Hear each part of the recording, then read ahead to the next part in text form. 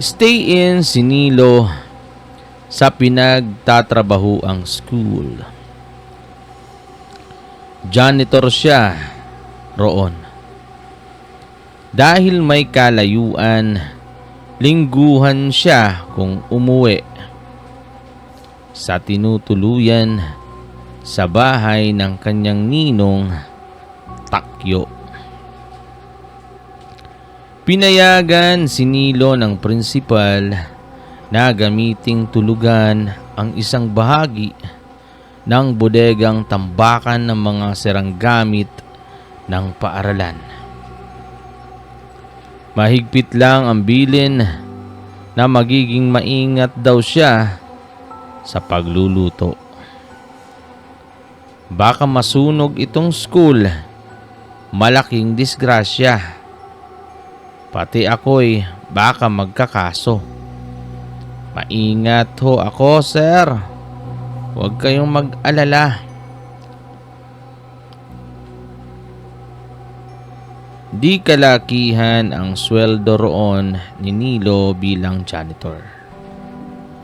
Pero sa isang gaya niyang mula sa isang malagim na trahedya, malaking bagay ang nagagawa ng sahod niyang 3,000 piso sa isang buwan niyang pagtatrabaho.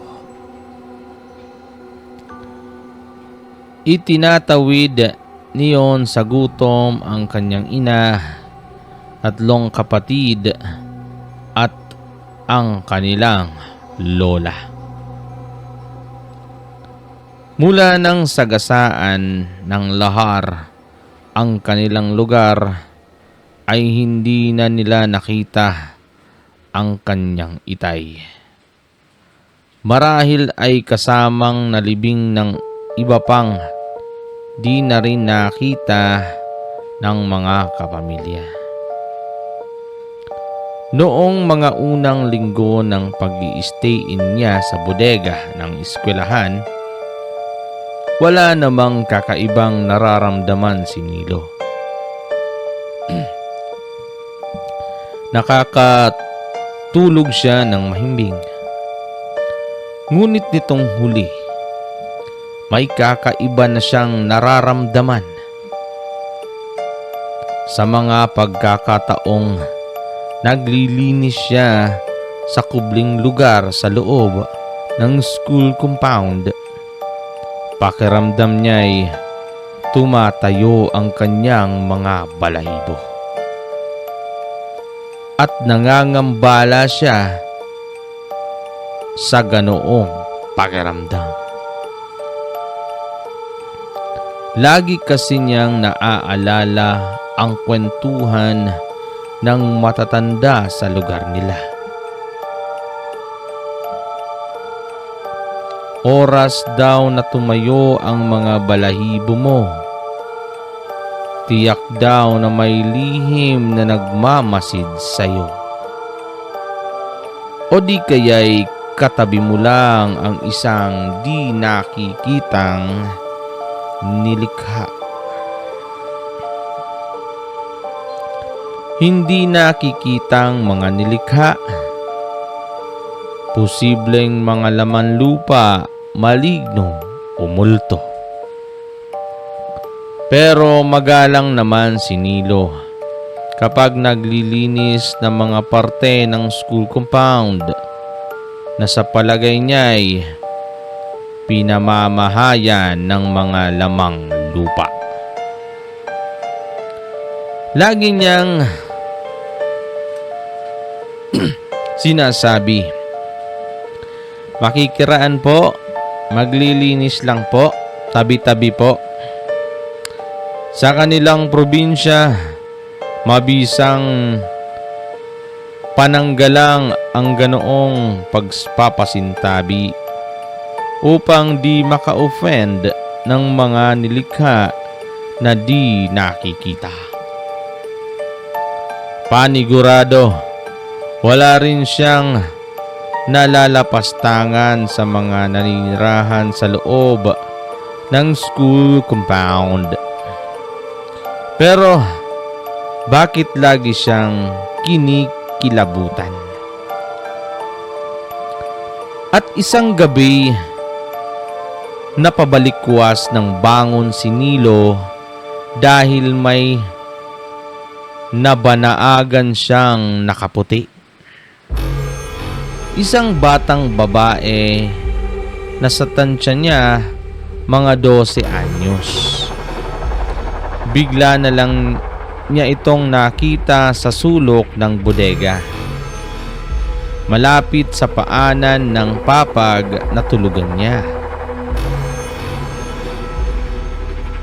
Pagbalikwas niya ay biglang nawala ang batang babae. Minumulto ba ako?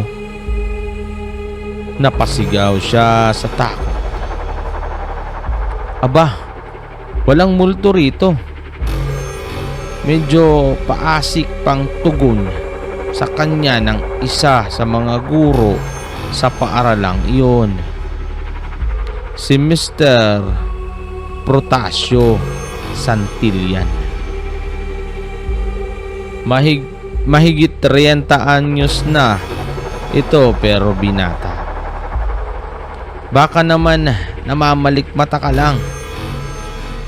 Hindi sir, kitang-kita ko. Iwinasiwas nito ang kanyang palad. Kalimutan mo yan, sigurado ako. Namalikmata ka lang. Ngunit tiyak din si Nilo sa kanyang nakita. Alam niyang di lang siya na malikmata. Isang dalagita ang nakita niyang nakatayo sa sulok ng bodega na bigla na lamang nawala pagbangon niya. Naulit ang ganoong eksena makalipas ang ilang araw. Gabi rin,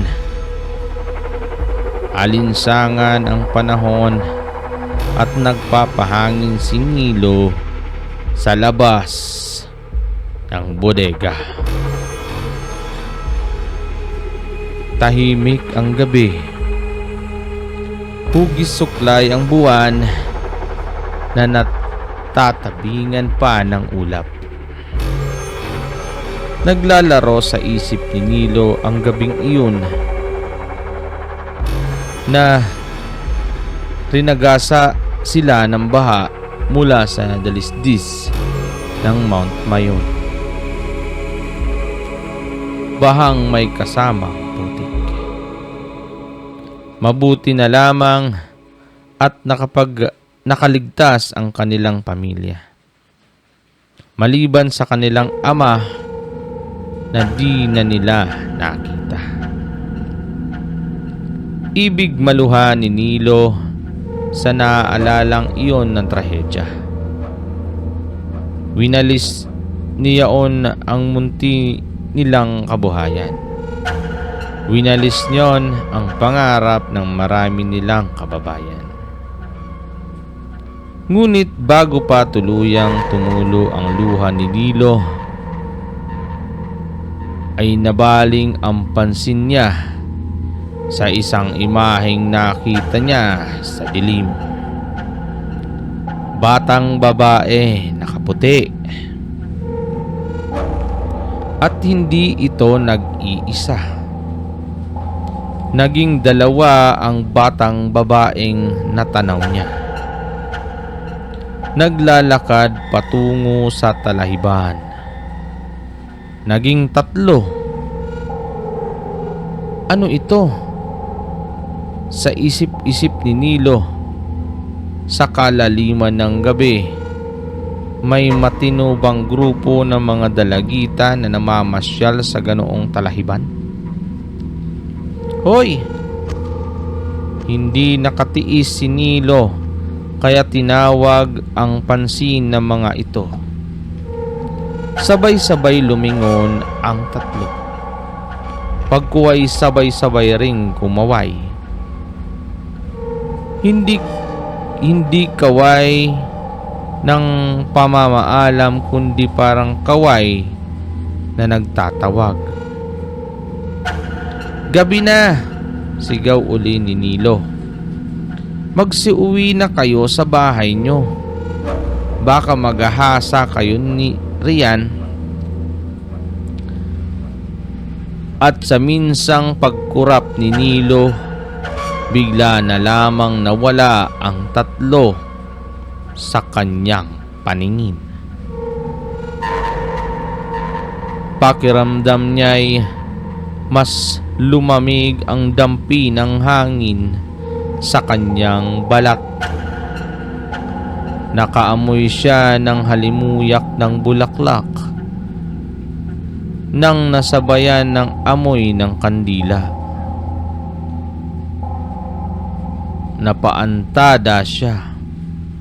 Dali-daling pumasok si Nilo sa bodega at nagtalokbong ng kumot.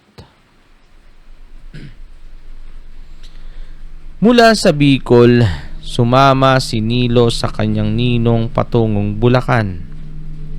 Pagkatapos ng trahedyang nagpalubog sa kanilang lugar at mga karatig na bayan sa palibot ng Mount Mayon, mas magiging madali ang pagbangon kung siya'y mangingibang lugar. Parang natabunan din ng lahar ang lahat ng oportunidad sa kanilang bayan sa Albay. "Sumama ka na lang sa akin at baka sakaling maipasok kita sa kahit na anong trabaho," sabi ng kanyang ninong Takyo. Taga Bicol din ito na nakapag-asawa ng taga Bulacan. Hindi alam ni Nilo kung ano ang magiging kapalaran niya sa Bulacan. Pero at least, nakatanaw siya ng katiting na pag-asa. Kung di siya aalis sa kanilang lugar, wala siyang aasahan. Naipasok siya ng kanyang ninong sa eskwelahang iyon bilang janitor. "Pagtiyagaan mo muna yan," sabi nito. "Ang mahalaga, may kayod ka kahit papaano. Makapagpapadala ka ng pera sa nanay at mga kapatid mo." Okay ho sa akin ang trabahong ito, ninong. Sa kalagayan ko, wala akong karapatang mamili. High school lang naman ang natapos ko. Pansamantala lang yan. Pag nagkaroon ng bakante sa pabrikang pinapasukan ng ninang mo, doon kita ipapasok. Hindi muna niya iniisip ang trabahong iyon sa pabrika. Para sa kanya, ang ngayon ang mahalaga.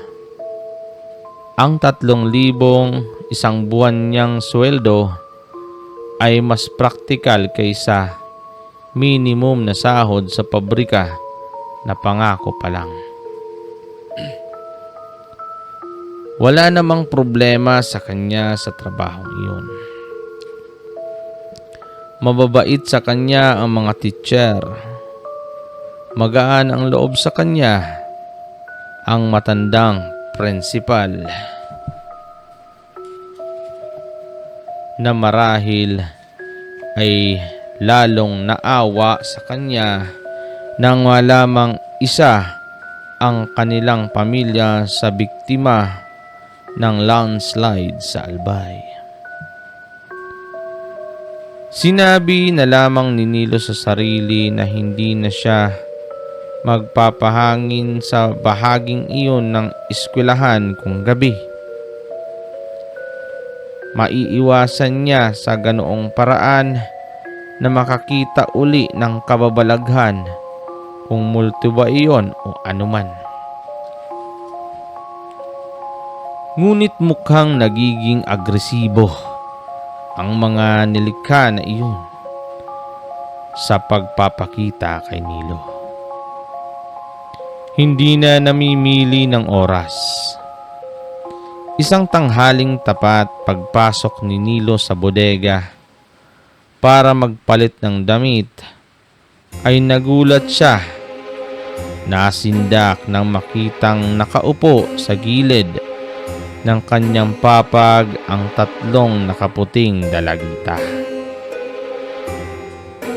Sa pagkakataong ito, nakatungo pare-pareho ang tatlo at pare-pareho ring umiiyak.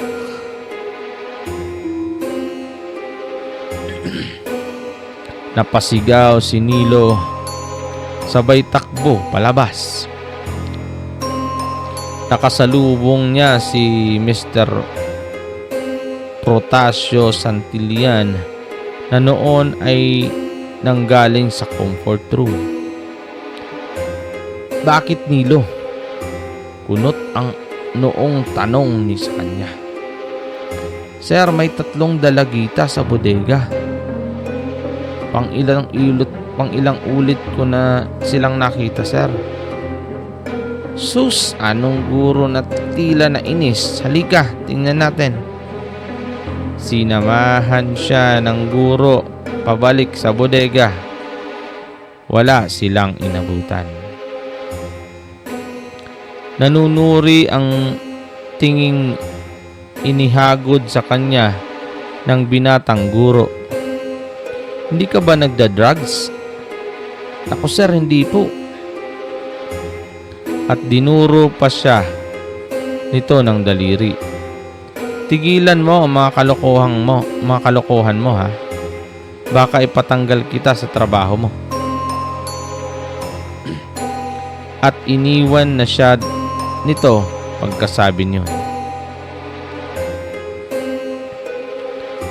Kinagabihan, malakas ang pakiramdam ni Nilo na muling magpapakita sa kanya ang tatlong dalagita. Kilabot na kilabot kasi siya. Hindi mawala ang kabog ng kanyang dibdib. Ngunit nabigo siya. Hindi lumitaw ang tatlo.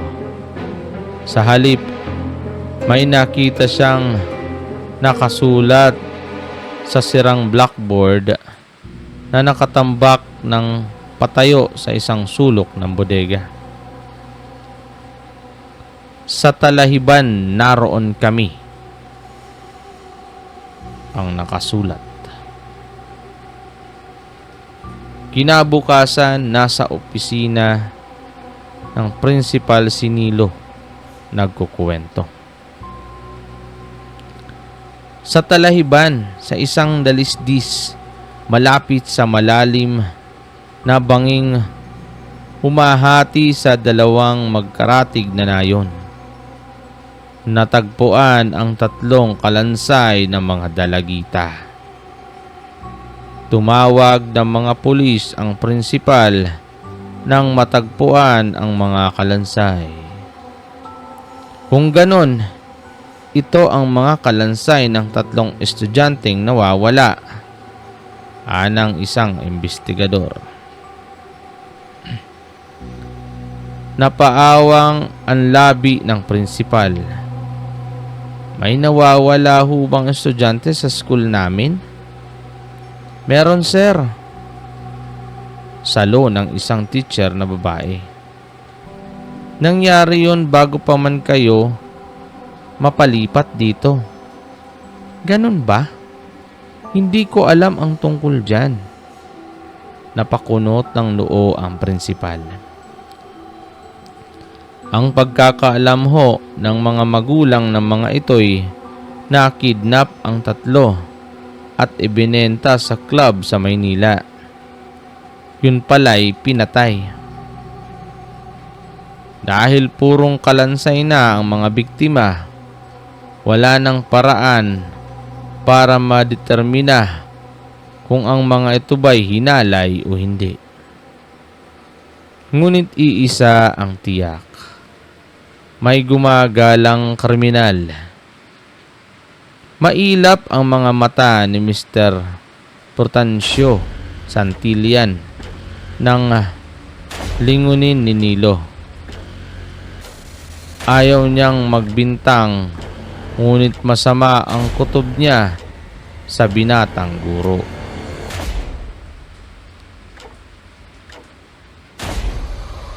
Kamakailan naaresto si Mr. Santillan dahil sa kasong possession of illegal drugs. Nang imbestigahan at pigain ng mga pulis, umamin ito sa iba pang krimen. Magkakasunod nitong ginahasa at pinatay ang 3 estudyante. Nasagot ang tanong sa pagkawala ng 3 estudyante at kung bakit pinatay ang mga ito. Janitor pa rin si Nilo sa paaralang iyon hanggang ngayon. At sa bodegang iyon pa rin siya natutulog. Wala nang nagpapakita sa kanya ng mga nilikha na hindi matahimik.